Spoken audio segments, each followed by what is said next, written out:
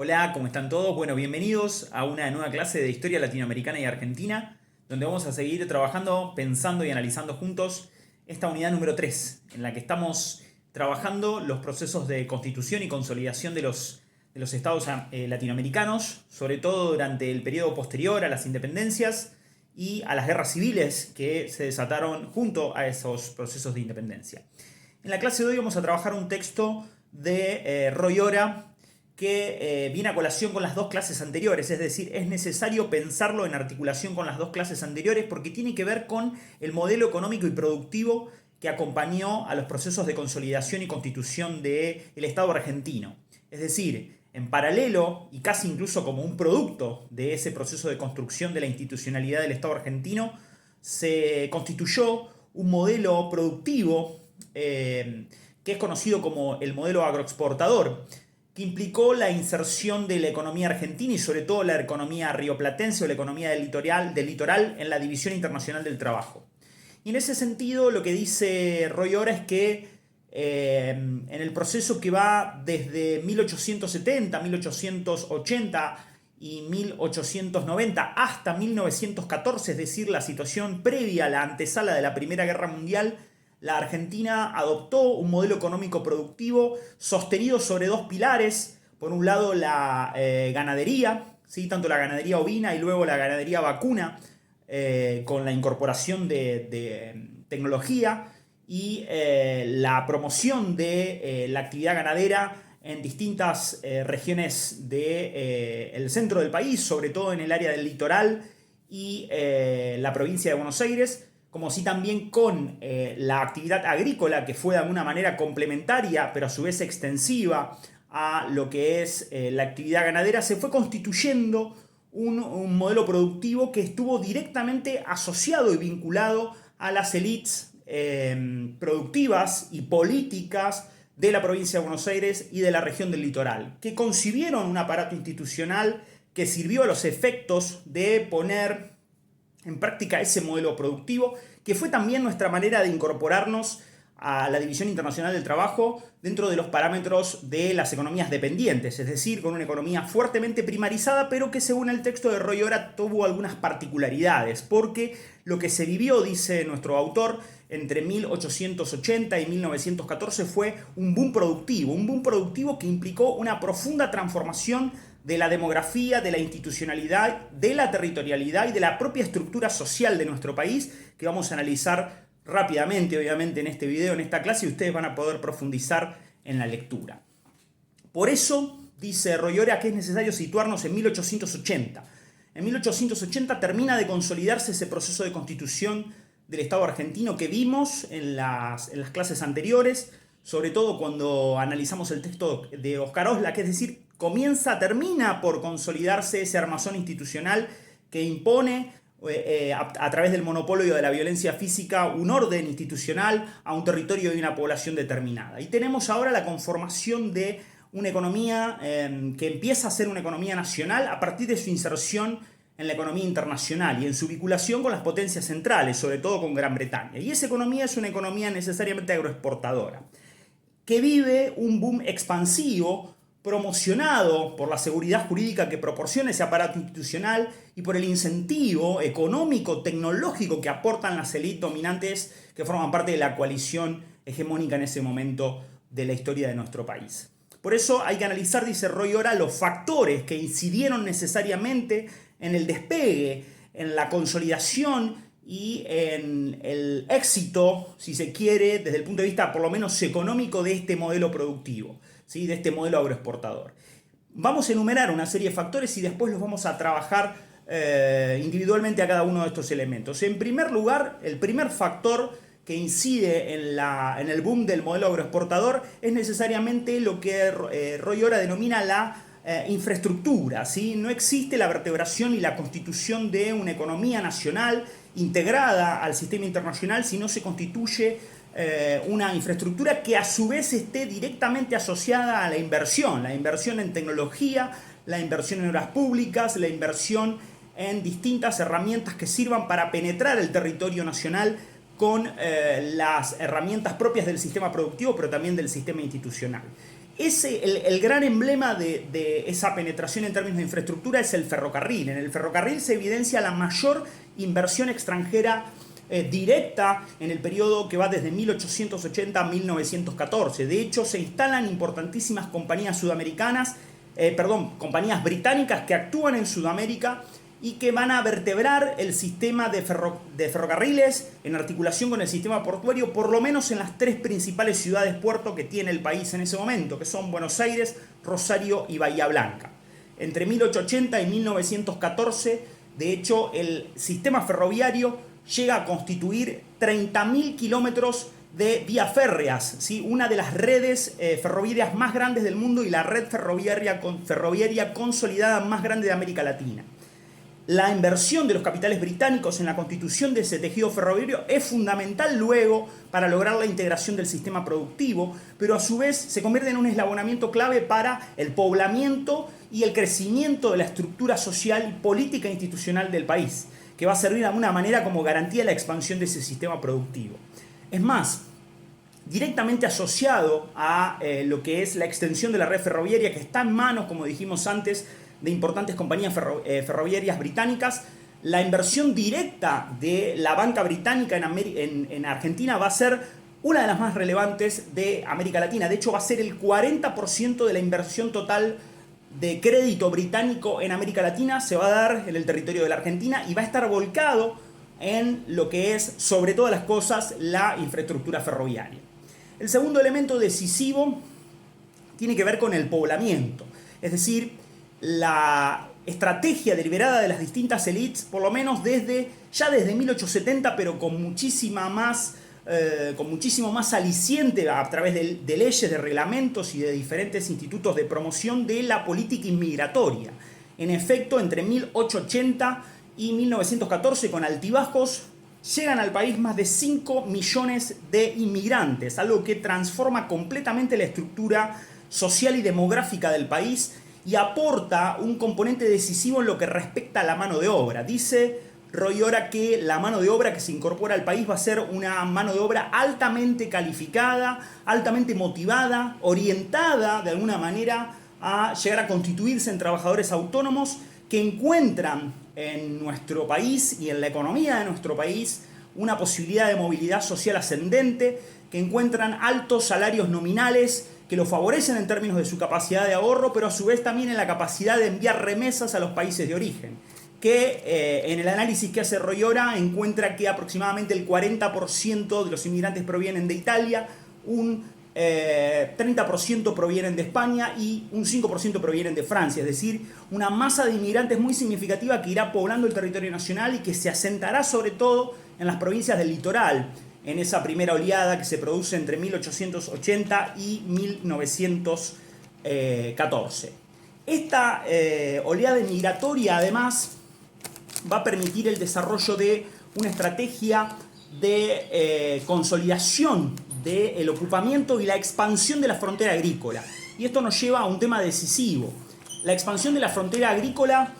implica necesariamente que se extienda la capacidad productiva del país, acompañando de alguna manera la estrategia de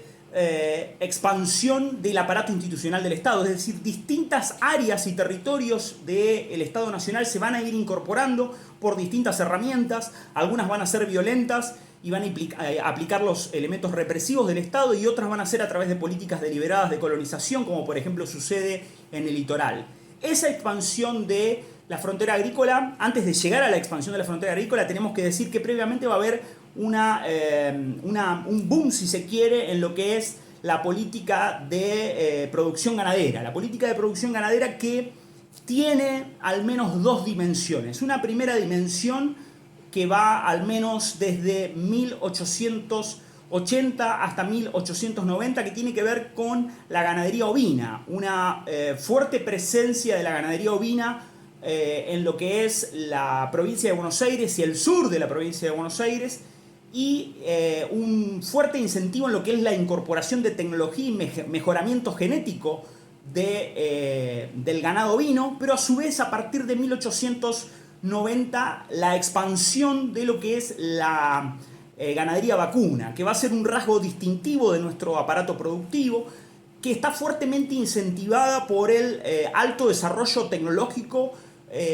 invertido, no solo por los estancieros del Río de la Plata, sino también por las compañías internacionales, como por ejemplo las frigoríficas que ya desde 1883 empiezan a operar en el país, incorporan tecnología en lo que es el transporte atlántico y la navegación atlántica de las cámaras de frío, permiten el desarrollo de grandes infraestructuras a lo largo de todo lo que es la región bonaerense y el litoral, vinculadas al congelamiento de la carne y al establecimiento de grandes frigoríficos, y operan a su vez como incentivo para los estancieros para el mejoramiento de sus rodeos, al punto tal de que se produce desde 1890 en adelante una fuerte inversión en mejoramiento genético de la ganadería. Y esa ganadería está articulada, dice Royora, con la expansión agrícola. ¿Por qué? Porque de alguna manera el sistema económico se basa en una suerte de estrategia de dejar a la tierra en barbecho. Esa tierra en barbecho y forrajera sirve de alguna manera para alternar los ciclos productivos entre agricultura y ganadería y produce una articulación muy particular. Y hace que el sistema de expansión agrícola, sobre todo a partir de 1880, se expanda gradualmente a lo largo de todo el territorio de lo que es la provincia de Buenos Aires y gran parte del litoral, y vaya consolidando una estrategia de ocupación efectiva del suelo y de incorporación del suelo a la actividad productiva. De hecho, hay una política deliberada de colonización en las provincias de Entre Ríos o en la provincia de Santa Fe, que tienen como objeto claro producir una incorporación de ese suelo a la producción de trigo, de lino y de maíz. Es decir, generar las condiciones propicias desde el punto de vista tecnológico para producir el mejoramiento de las semillas, para acercar las grandes superficies de tierra, para incorporar herramientas y diferentes maquinarias destinadas a la siembra o a la cosecha y aumentar la productividad, que es clave para lograr la inserción de la economía argentina dentro de lo que es el contexto internacional. Este sistema de articulación entre la ganadería y la agricultura es fundamental porque produce también una economía, dice Royora, de consecuencias subsidiarias. Por un lado, surge un modelo de ocupación de la tierra que está fuertemente marcado por la concentración y que tiene como rasgo distintivo el arrendamiento. El arrendamiento es un aspecto clave en la estrategia de utilización de la tierra. La mayoría de los inmigrantes que se dedican a la agricultura arriendan la tierra y no son propietarios porque les resulta una herramienta más rentable desde el punto de vista de su crecimiento económico personal. Es una estrategia que les permite acumular capital y establecer inversiones en maquinaria o celebrar acuerdos con contratistas de mano de obra para el momento de la cosecha. De hecho, durante este periodo tenemos más de 1 millón de peones movilizados a lo largo de toda la región bonaerense o del litoral alrededor de las actividades agrícolas, del trigo, del lino o del maíz, que son derivados de este esquema de arrendamiento, que es una estrategia, yo diría, central en el proceso de activación productiva de esas tierras y de ampliación y expansión de la frontera agrícola. Obviamente esto también tiene algunas consecuencias desde el punto de vista de qué actores inciden. Si bien los estancieros son los propietarios, si se quiere, hegemónicos de la tierra, van a comenzar a operar también sobre el Río de la Plata grandes compañías internacionales de operaciones de granos. Por ejemplo, el ejemplo más claro es el ejemplo de Dreyfus o de Cargill, que ya desde el siglo XIX comienzan a ser agentes claves en lo que es la fijación del precio del grano, a operar en el comercio internacional, pero también a establecer acuerdos e incentivos para el mejoramiento genético de las semillas que van a incitar de algún modo a distintos sectores productivos a crear sus propias cámaras para terciar en la regulación del precio del grano. La aparición del Ministerio de Agricultura o de la Bolsa de Comercio de Rosario son un ejemplo claro de este proceso de discusión que se produce en torno de la fijación del precio del grano en la región del Río de la Plata. Y por último, un elemento, si se quiere, fundamental, son diría Roy Ora, las condiciones institucionales. No hay viabilidad de un modelo agroexportador si no existen las condiciones institucionales necesarias para crear la seguridad jurídica que permitan la expansión económica y la inserción de la economía argentina en el contexto internacional. Y esas condiciones están dadas al menos por tres elementos. Por un lado, como ya vimos a partir de la lectura del texto de Oscar Oslak, con lo que es la monopolización de la violencia física por parte del Estado. El Estado se convierte en un agente central en el control y la articulación del territorio, el desarrollo de la infraestructura y el desarrollo de las vías de comunicación, del sistema portuario, ferroviario, del sistema de correos, que va a ser clave para permitir conectar las diferentes regiones de esa estructura productiva y acelerar y disminuir los costos, aumentando la rentabilidad de los distintos sectores productivos. Pero a su vez hay dos medidas económicas claves: la articulación de una banca nacional que va a comenzar a operar de alguna manera en paralelo con la banca británica, que va a ser un agente clave en la economía argentina. Esa banca nacional va a ser agente de crédito deliberado, va a permitir financiar el mejoramiento tecnológico de los diferentes sectores productivos, ya sea el agrícola o ya sea el ganadero, pero a su vez la creación de un mercado nacional, de un mercado de consumo nacional, que tiene mucho que ver con la unificación durante la presidencia de Julio Argentino Roca de los patrones de moneda, el establecimiento de un único patrón de moneda que permite una medida de intercambio clara, concisa y concreta, que a partir de 1881 lleva el nombre de peso moneda nacional y que va a permitir establecer un criterio de intercambio económico claro que le sirva a la economía argentina para insertarse con previsibilidad en la economía internacional. Eso es todo por la clase de hoy. Espero que les haya servido. Como ven, es imposible pensar los procesos de constitución y consolidación de los estados latinoamericanos sin pensarlos en el marco de la configuración de una economía basada en un modelo agroexportador, basado en la primarización, pero a su vez en la alta penetración de capitales internacionales como el capital británico, que van a implicar una fuerte colonización, una fuerte inversión en tecnología y en infraestructura, y que van a hacer que la economía argentina se inserte en el sistema internacional siempre desde una estructura dependiente, pero que va a producir cambios decisivos en la estructura social